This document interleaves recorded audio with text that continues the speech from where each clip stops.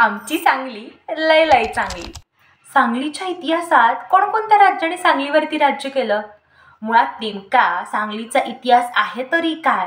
हे नाट्यपंढरी नेमकं सांगलीलाच का बरं म्हटलं जातं? सांगलीचा इतिहास जाणून घ्यायचा आहे तर हा व्हिडिओ शेवटपर्यंत नक्की पहा। नमस्कार, मी रेवती।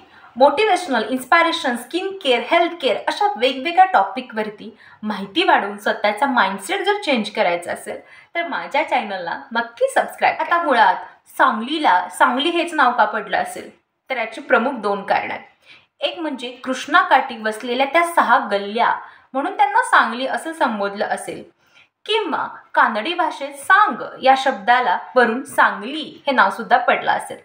पण तुम्हाला माहिती आहे का, सांगलीला आधी सहगल्ली असं सुद्धा म्हणत होते।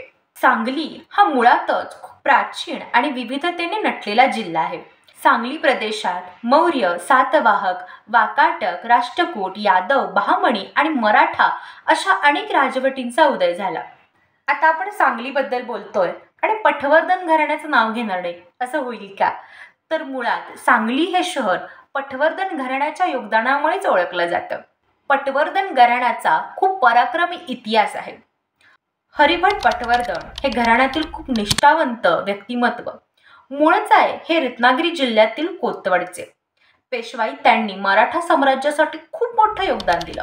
1935 ते 1948 पर्यंत सांगली संस्थानावरती राज्य केलं आणि पुढे 1969ला सांगली ही राजधानी बनली। आता सांगलीचं प्रशस्त आणि सुंदर असं गणपती मंदिर तर तुम्हाला माहिती असेल, तर हे मंदिर 1944ला आप्पासाहेब पटवर्धन यांनी बनवलं होतं। या मंदिरात लोकमान्य टिळक आणि महात्मा गांधी यांनी स्वातंत्र्य लढ्यात बैठका सुद्धा घेतल्या होत्या। सांगलीची आणखीन एक ओळख म्हणजे नाट्य पंढरी।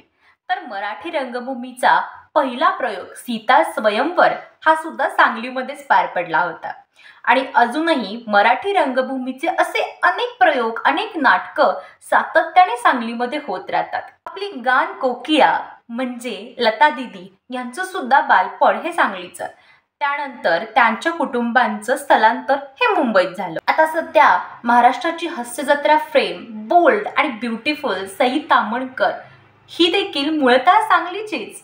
सांगलीची व्यापारपेठ। आता व्यापारपेठेबद्दल बोलताना सांगलीमध्ये प्रमुख उल्लेख हा हळद उत्पादनाचा होतो।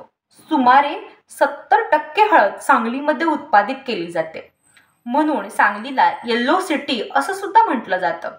फक्त भारतातच नव्हे तर संपूर्ण जगभर सांगली हळद उत्पादनासाठी प्रमुख व्यापार केंद्र आहे। अशी ही आपली विविधतेने आणि नाविन्यपूर्ण सांगली। तर हा व्हिडिओ तुम्हाला कसा वाटला हे कमेंट सेक्शनमध्ये मला नक्की सांगा। अशाच नवनवीन गोष्टींसाठी माझ्या चॅनलला सबस्क्राईब करा।